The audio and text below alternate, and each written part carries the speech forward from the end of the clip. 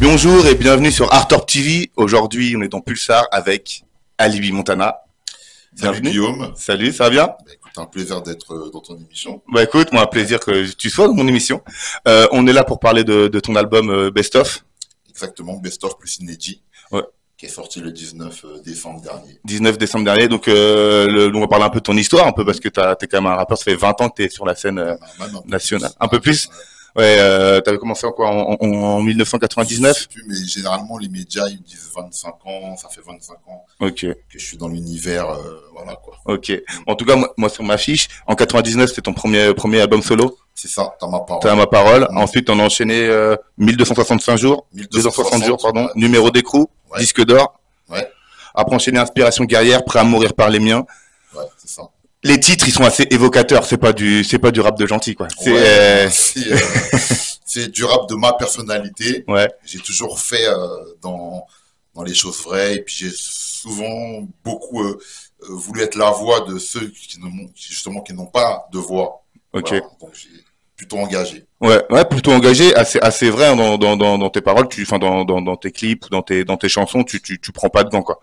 Tu vas, tu t'es déjà d'ailleurs pris la tête avec des politiques. Ouais, sur mes albums, souvent j'ai eu des titres qui m'ont amené de me retrouver devant les tribunaux. J'ai été attaqué par plusieurs hommes politiques.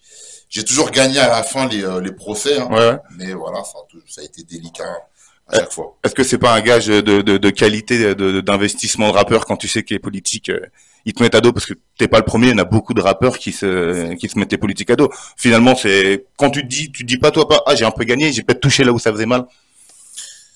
Après, moi, c'était pas le but. Je le faisais, voilà, parce que j'avais envie de dénoncer des vraies choses. Mais souvent, j'ai eu des titres qui ont dérangé.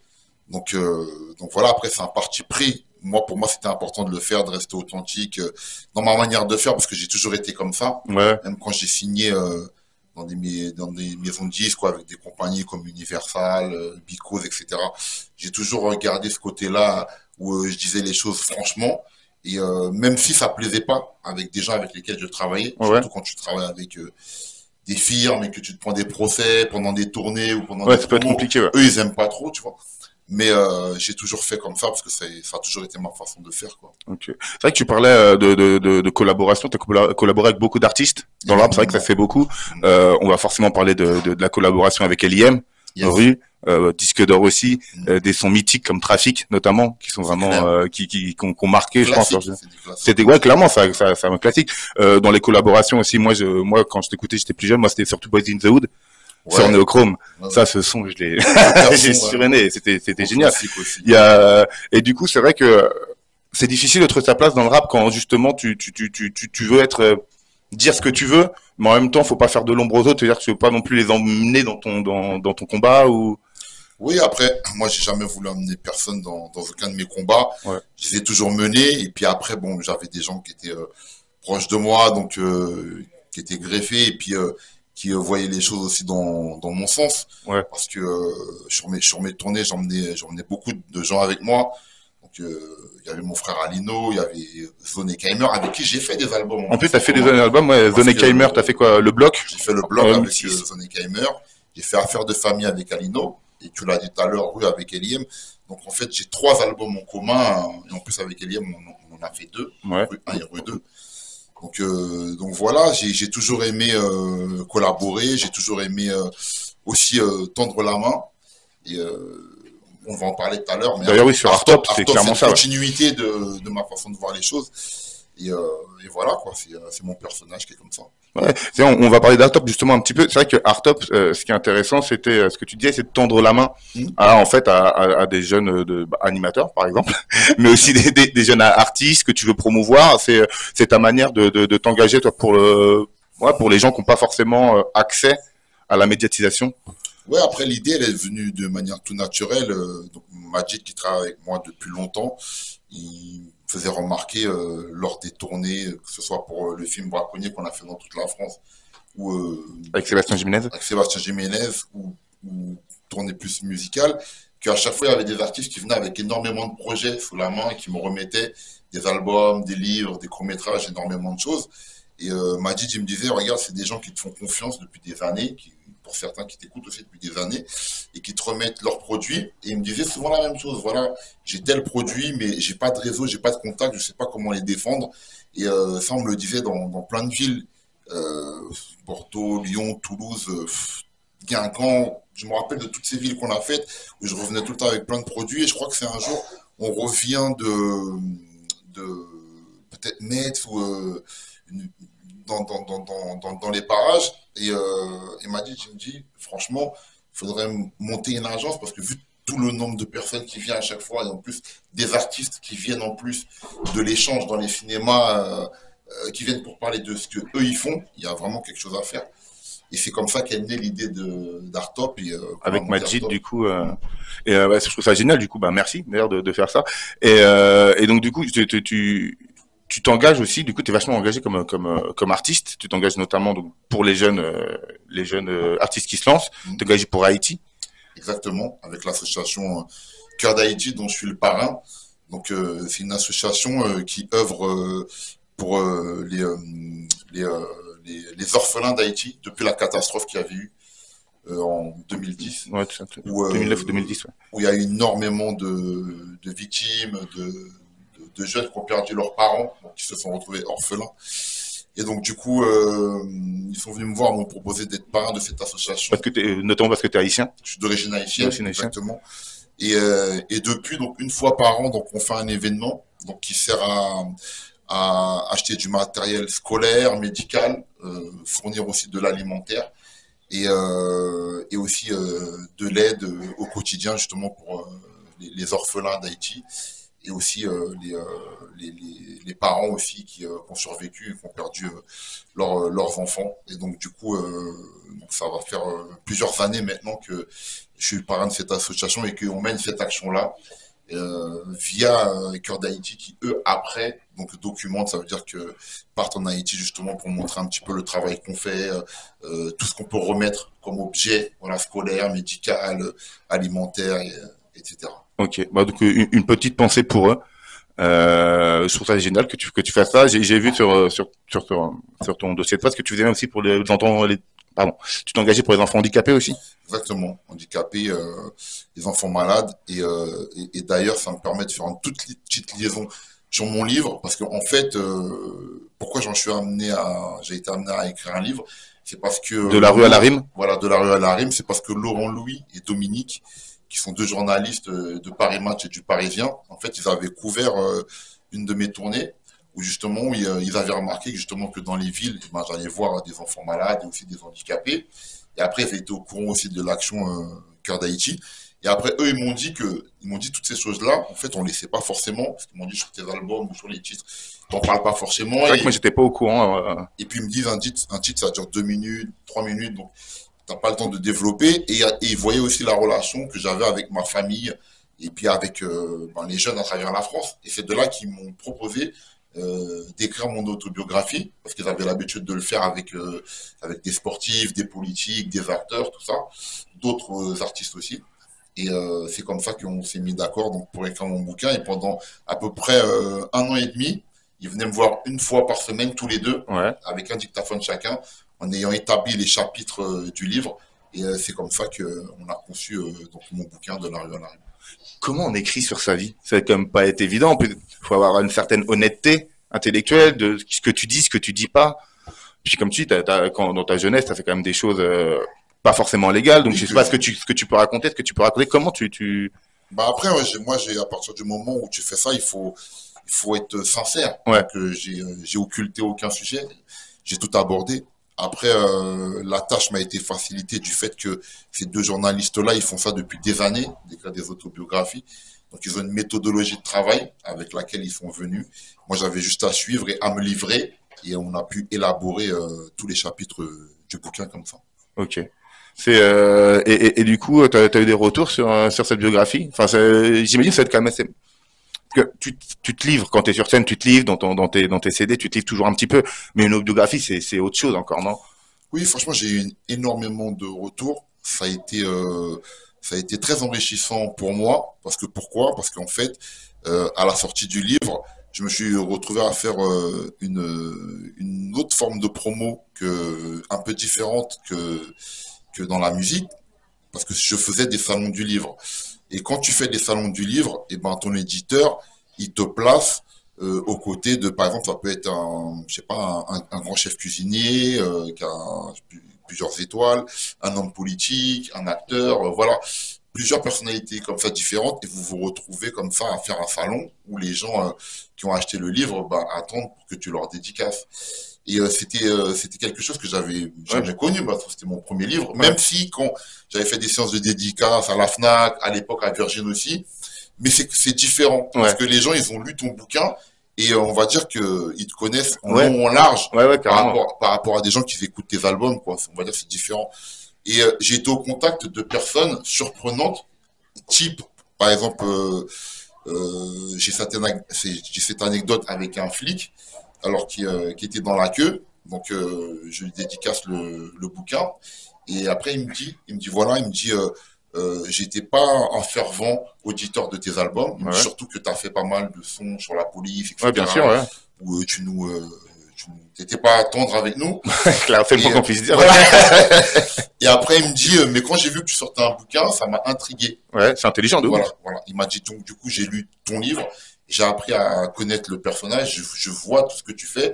Et il m'a dit, justement, c'est ça qui m'a amené vers toi et vers d'autres musiques que tu as faites. Et il m'a dit qu'il en a parlé aussi à certains collègues à lui et qui ont aussi été étonnés. Et en fait, j'aurais jamais su que c'était un policier, tu vois. Mais justement, il avait envie de me le dire.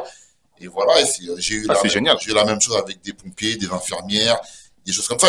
Et le fait d'avoir sorti le bouquin, ça m'a donné une autre approche du public que je pouvais connaître en tant que tel, qui sont les amateurs de rap ou les gens qui me suivent depuis mon tout premier album. J'ai pu discuter avec un public aussi différent. Et c'est pour ça que je dis que sortir le livre a été aussi enrichissant pour moi. Ok. Ben, c'est génial. Alors, en plus d'écrire des livres, de faire de la musique, t'es acteur aussi? Oui. Donc, t'as joué dans Braconnier de Sébastien Jiménez? Exactement. J'ai joué dans Braconnier. T'as fait des Diversions aussi? Oui, dans Diversions, c'est une série. J'ai joué dans Diversions, qui est une série aussi de Sébastien Jiménez. Et en fait, Sébastien, c'est pareil, hein. C'est quelqu'un que, moi, j'avais entendu déjà parler des films qu'il avait fait, mais on se connaissait pas personnellement, et qui m'a contacté en m'expliquant que lui, par contre, il connaissait bien ma musique. Donc, il m'a parlé de tous mes albums, bien avant de m'envoyer le scénario et tout. Et il m'a dit, voilà, moi, j'aimerais que tu joues dans le film, mais que tu fasses aussi la musique. Et Sébastien, faut savoir que c'est un Lyonnais, lui, il vit à Lyon. Donc, il est venu me voir sur Paris. On est parti dîner ensemble pour qu'il puisse me parler du film, tout ça, etc. Et puis, on s'est très bien entendu. Donc, on a fait le film ensemble. Et puis, depuis, on est très, très proches. Parce que, déjà, d'une, parce qu'on a d'autres projets à faire ensemble. Mais parce qu'il me donne aussi beaucoup de conseils par rapport à l'acting, par rapport à quand je suis amené à recevoir ici, par exemple, des acteurs. On en a aussi ici. Et son œil de réalisateur, ça m'aide par rapport aux acteurs avec lesquels on est amené à travailler ici, quoi. En plus, ça t'ouvre d'autres portes dans la musique, comme tu disais, t'as fait la BO. T'as fait la BO de Braco aussi, je crois. Oui. C'est avec Colonel Réel. Ouais, c'est un autre univers, les bandes de BO. C'est différent parce que des fois tu t'adaptes à l'image. Tu peux regarder le film ou la série en avance, bien avant, justement, et après tu vas coller justement aux scènes. Donc c'est une autre approche quand tu es en train de faire un album ou tu es en train de faire un titre pour toi-même. C'est toi qui écris. C'est-à-dire que soit tu commandes la musique, soit tu la fais avec le beatmaker. Mais là, quand c'est des images qui sont d'abord livrées et que tu écris après, c'est une manière différente de travailler. Le processus de création est différent, quoi. Tout à fait. Je voulais revenir un petit peu sur le best-of. Donc raconte-nous un peu, quelles sont musiques, quelles musiques sont dedans, quelles classiques, j'ai envie de dire, et surtout raconte-nous un peu plus sur les inédits. Alors il y a des classiques de plusieurs de mes albums, un peu des 5, et l'histoire c'est que en fait, moi il y a déjà eu des best-of qui sont sortis de moi, puisque j'avais été signé dans des maisons de disques différentes, donc il y avait à chaque fois, ils avaient des droits selon les musiques, voilà. Okay, donc, certains avaient déjà sorti plusieurs best-of, mais sauf que c'est pas moi qui avais fait la tracklist. Voilà. Okay. Alors que là, cette fois, l'histoire c'est que c'est moi qui a fait la tracklist de A à Z. Okay. Donc j'ai choisi. Donc c'est ton best-of à toi. Donc j'ai choisi tous les titres. C'est un best-of d'Alibi Montana, mais dont la tracklist est faite par Alibi. Voilà, ça c'était tes sons aussi. Parce que les autres c'est des best-of aussi d'Alibi Montana. Oui, bien sûr. Sauf que j'ai pas fait la tracklist. Et du coup les éditeurs m'ont dit, ils ont vu un petit peu, par exemple, des images où il y avait certains artistes de la nouvelle génération qui expliquaient, par exemple, ce que mes albums avaient pu représenter pour eux. Voilà, des gens comme Koff, comme Chacola, comme d'autres. Et ils m'ont dit, ce qui serait sympa, c'est de faire une série de best-of, justement, où toi, tu fais la tracklist, mais où tu enregistres 2, 3 nouveautés, justement, avec ces artistes, justement, qui t'ont écouté et qui ont en référence certains titres à toi. Ok, une sorte de passage de flambeau, en fait, un peu le Alibi Montana. Est-ce que ça a engendré derrière la nouvelle génération? Ou on va dire des artistes qui étaient sensibles à mes disques ou à mes titres. Donc voilà. C'est pour ça qu'on a décidé de le faire avec cette formule-là. Donc du coup, j'ai enregistré un titre, voilà, avec Jay, un titre avec Koff, du très organisé, pour le best-of. Et on a décidé de faire comme ça, ainsi de suite. C'est-à-dire pour 2025, sortir peut-être 2 autres best-of. Et à chaque fois, avec des nouvelles combinaisons, avec des artistes de maintenant. Ok. Ok. Bon, peut-être que ces artistes, on les aura sur Art Up TV aussi. Je pense, oui. Ok. Pour ceux qui sont sur Paris, je pense. Après, les gens comme Koff qui sont de Marseille, s'ils viennent à Paris, pourquoi pas faire d'une pierre deux coups. Ok. Et dis-moi, est-ce qu'on aura la chance de te revoir sur scène bientôt? Alors, faut savoir que le week-end dernier, j'étais sur scène à l'Espace Curial parce que j'ai fait un événement où justement où je mettais en avant les artistes d'ici, et aussi plein d'autres artistes à venir. Avec différentes radios dans laquelle je vais souvent, où j'accompagne des artistes. Là, en l'occurrence, c'était Rap TZ qui avait fait venir pas mal de jeunes rappeurs, chanteuses aussi dans l'urbain. Okay. Et donc, du coup, tous ces artistes-là, donc, ils sont passés sur scène ce jour-là à l'Espace Curial. Et après, à la fin, j'ai fait un showcase pour tout le monde. On l'avait organisé sous cette forme. Et c'est une opération qu'on va refaire aussi aux alentours d'avril, le temps que tous les artistes puissent s'inscrire auprès de la radio comme on l'a fait donc le 17 janvier. Ok, et où est-ce qu'on peut suivre l'actu du coup de... Sur mon Instagram personnel, Alibi Montana 1, donc je mets tout ce qui concerne déjà ce que je fais en personnel, et ensuite ce genre aussi de parrainage, et aussi ce qu'on fait aussi avec Airtop en fait. Sur mon Instagram, il y a toutes les informations qu'il faut. Ok, génial. Je voudrais te poser une dernière question, mais elle est très personnelle. C'est un truc qui m'a fait énormément rigoler quand je t'ai vu, parce que justement, quand on disait le style de rap que tu faisais était un style de rap sincère, mais très un peu hardcore, pour agressif. Quand t'as fait cette vidéo avec Max Boublil, j'en pouvais plus. J'en pouvais plus. Il faut que tu me racontes parce que genre te voir vraiment dans le rôle qu'on te connaît et ce switch à la fin avec Max, je trouve ça mais trop drôle. C'est venu comment ce truc? Non, c'était très drôle et puis à l'époque c'est vrai que ça a fait beaucoup de bruit et tout. En fait c'est venu à la base au départ ça se passait plutôt mal parce que je connaissais pas moi Max Boublil au tout début quand elle avait commencé à m'imiter. Voilà. Ok, d'accord. Des imitations de moi, de certains de mes titres. Et c'est des potes à moi qui m'ont dit ouais il y a un mec et tout qui t'imite sur les réseaux donc et c'est comme ça que moi j'ai découvert Max Boublil. Ok. Donc il en faisait plusieurs, 2, 3, 4, 5. Après ça commençait un peu à m'énerver. Ouais, je comprends, clairement c'est sûr. Donc du coup moi je descends dans le théâtre, voilà, avec quelques potes à moi, on va leur rendre une petite visite. Et du coup on tombe sur lui, sur ses producteurs de l'époque. Qui était c'est le fils de Jean-Jacques Goldman qui le produisait, celui qui est directeur de la Starac maintenant. Ah d'accord, c'est lui qui produisait Max Boublil à cette époque-là. Donc moi j'arrive super énervé, tout ça, envie de tout casser dans le théâtre et tout. Et puis après ils me disent ouais et tout ça non mais voilà Max il t'aime bien en vérité c'est pour ça qu'il t'imite et tout. Voilà moi je dis mais il y a des choses que j'ai pas appréciées donc ça part mal. Et puis comme il y avait pas mal des gens qui écoutaient ma musique qui à un moment disait ouais que s'il tombait sur Max, ils allaient lui casser la gueule. Donc du coup son producteur il a aussi un peu paniqué. Et c'est de là qu'il me dit est-ce qu'on pourrait pas faire un truc ensemble justement pour tout assainir, pour casser un peu exactement, percer l'abcès quoi. Percer l'abcès et puis tout assainir. Et c'est de là qu'est venue l'idée de la vidéo que tu parles. C'est comme ça qu'on a fait ça. Et puis à la finale ça s'est très bien passé parce que c'est un truc qui a fait marrer tout le monde. On l'a même chanté même ensemble plusieurs fois dans la France, dans plusieurs villes différentes, et ça s'est terminé comme ça, quoi. C'est bien, je pense que ce sera le mot de la fin, vraiment que tu vas en rajouter, mais c'est un peu moi j'ai appris à connaître ça, Alibi Montana là, quoi. C'est-à-dire, non, mais c'est quelqu'un qui, quand tu connais, en fait, il est pas si violent que ça. Il a du cœur. Il fait violent du tout. Non, mais il fait plein de choses différentes et c'est vrai que, comme tu disais tout à l'heure avec l'histoire de ton bouquin et du flic qui est venu, c'est pas vrai quand tu partages et que tu te livres un petit peu, finalement, on arrive à se comprendre ensemble, quoi. Oui, exactement. Et puis des fois, les gens, ils ont une image aussi de toi.